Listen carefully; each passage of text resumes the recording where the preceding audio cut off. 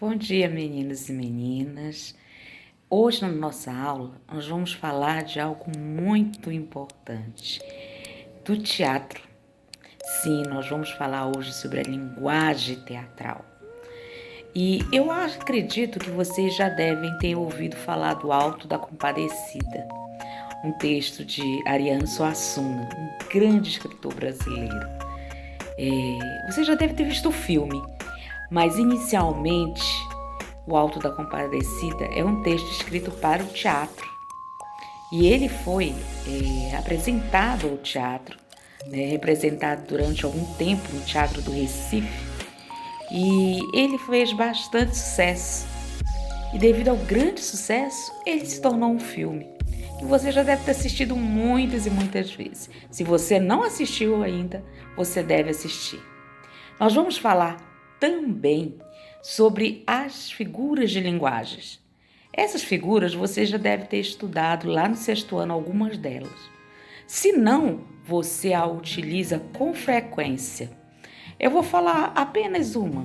Por exemplo, meu Deus, eu estou hoje com uma juba. Ou seja, juba é de quê? A do leão, não é verdade? Eu sou um leão? Não. Eu estou falando com referência ao quê? Ao meu cabelo, né? Então, quando você faz uma referência, ou seja, você substitui a palavra original, o sentido literal, né, por um sentido conotativo. Conotativo é o sentido que não é real. Você está usando uma metáfora. Você já ouviu falar de metáfora? Alguém de vocês já ouviu falar de metáfora? Quando você vê um menino muito bonitinho, você fala: nossa, que gatinho! Você não está dizendo que ele é um gato que tem 4 patas, que faz miau. Não é isso que você está falando. O que você está dizendo é que ele é bonito. E aí você substituiu a palavra bonito por gatinho.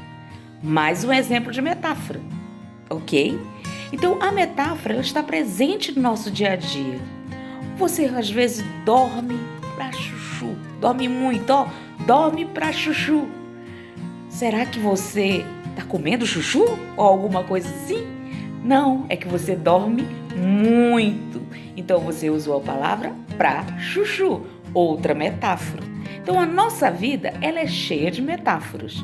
Muitas vezes nós substituímos o sentido literal, que é o denotativo, né? Literal, ou seja, o sentido real, por um sentido conotativo, ou seja, uma metáfora. A metáfora, ela não é explícita assim. Ela é algo que você está usando no sentido figurado. Agora, tem a comparação. A comparação é quando eu faço literalmente a minha comparação com algo. Por exemplo, eu posso dizer: eu sou um aluno tão estudioso como o Einstein. Você está se comparando a quem? Ao Einstein, né? O grande físico. Isso é usar a comparação.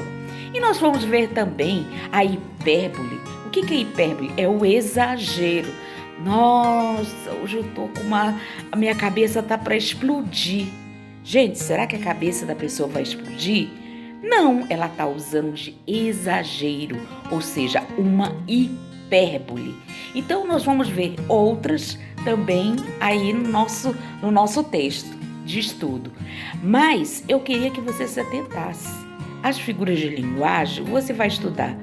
Aliás, você deve ter estudado um pouco lá no 5º ano, no 6º, no 7º, no 8º. Você vai ver até o ensino médio, porque são muitas. Hoje eu vou apresentar algumas delas para você. Essas figuras vão te ajudar a trabalhar e a entender o texto teatral, que é diferente do conto. Você vai ver as diferenças também entre o texto teatral e o conto. Por que a gente está estudando isso?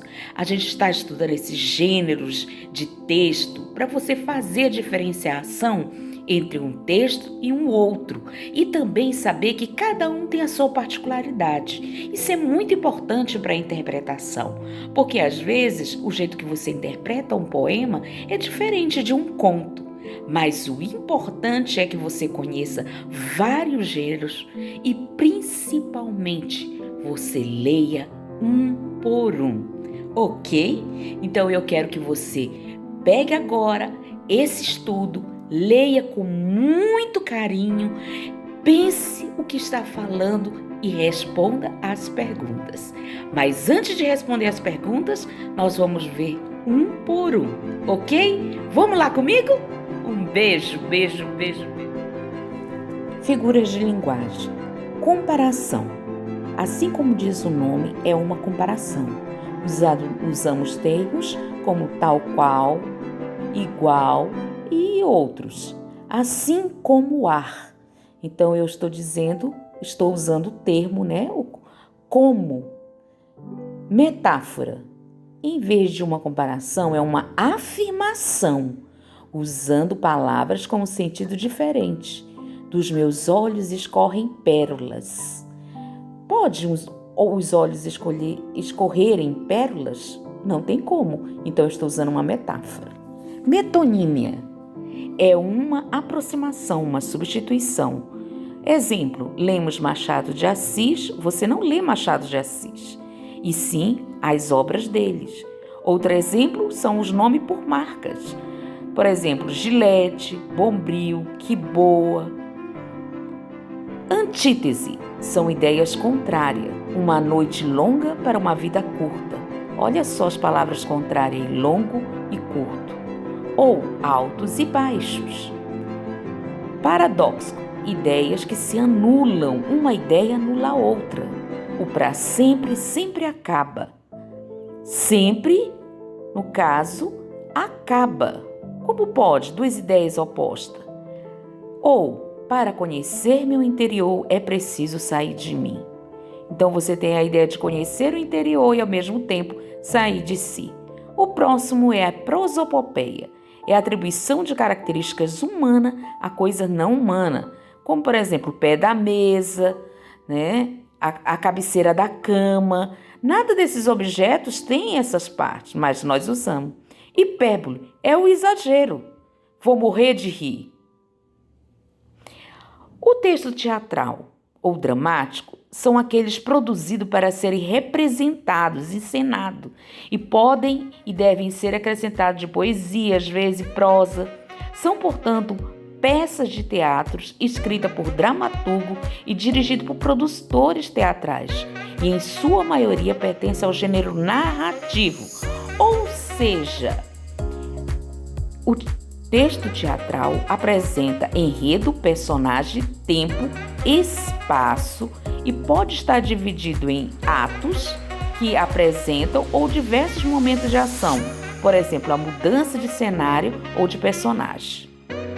Nós temos dessa forma também o diálogo entre os personagens, que também é algumas observações no corpo do texto, tal qual acontece em outros textos, tá? Os personagens são o que dão movimento à trama. Já os textos teatrais são produzidos para serem representados e não contados. O teatro é uma modalidade que surgiu na antiguidade, lá na Grécia Antiga. A linguagem teatral é expressiva, dinâmica, dialógica, corporal e gestual, para prender a atenção do leitor. Os principais elementos que constituem o texto teatrais é o tempo, ele é classificado em tempo real ou tempo dramático, tá? E o tempo escrito também, e o espaço, que nós chamamos de espaço cênico, que é o local onde acontece a história, e temos o espaço dramático também. E os personagens, que nós temos o texto principal, não é isso? E o personagem secundário, certo? Característica agora de um conto popular, porque nós estamos vendo a diferença entre eles. O conto é um gênero caracterizado por uma narrativa literária curta, tendo começo, meio e fim, tá? Das histórias narradas de maneira breve. Então, a diferença do que o teatro é dividido em atos. Já o conto, ele é breve, é uma história que acaba, tem começo, meio e fim. O conto, ele apresenta um espaço delimitado, ou seja, o local em que se desenvolve a história, ela é única, como determinado com uma rua, um parque, uma praça, tá? Isso acontece porque a narrativa é breve, o tempo é marcado, certo? Ele pode ser também cronológico, psicológico, nós falamos isso quando estudamos o conto de mistério. Nós podemos ter um narrador que é observador, que só olha a ação, um narrador que pode ser o próprio personagem que está ali acontecendo na história, ele pode ser onisciente, aquele que vê tudo, tá? E nós temos os personagens, que geralmente é um personagem que tem um texto breve. E não é possível incluir muitos participantes na história, tá? Porque por ser um texto breve, certo? O enredo, ele apresenta um problema de situação, de origem, acontecimento da história, tá? E ele pode ser linear, quando os fatos seguem uma sequência, ou não linear, quando os fatos não seguem uma sequência. Então, você vai ver que a diferença aqui é que o texto do conto, né, o conto popular, ele é diferente do teatro, certo? Aqui, você vai ler um texto do Alto da Compadecida, né, um fragmento do texto teatral, tá? Ele tem um fundo popular e religioso, e ele faz parte da cena do julgamento. Quem já assistiu o filme deve lembrar, é quase no finalzinho, na qual os personagens, após morrerem, aguardam a decisão quanto ao seu futuro. O encourado, né, que quem fazia era o Nanini, se você assistiu o filme, manda o demônio levá-lo para o inferno. As personagens aos gritos resistem repetidamente. João Grilo, né, falando bem alto, diz que não tem direito a um julgamento, e as outras pessoas o apoiam. O João Grilo é aquele personagem custoso que mentia pra caramba. Nesse momento, pancadas de sino começa a soar e o encorado fica agitado. O encorado era o jagunço, né, que atirou, né, que mandou praticamente todo mundo para a cena do julgamento lá. Então, agora você vai ler esse texto de uma peça teatral. Ele está dividido entre os personagens e cada um tem uma fala. Eu posso transformar um conto em uma peça de teatro? Sim, você pode transformar um conto em uma peça de teatro, mas para isso você vai ter que atribuir aos personagens falas, né, e colocar ele em ação. Bons estudos!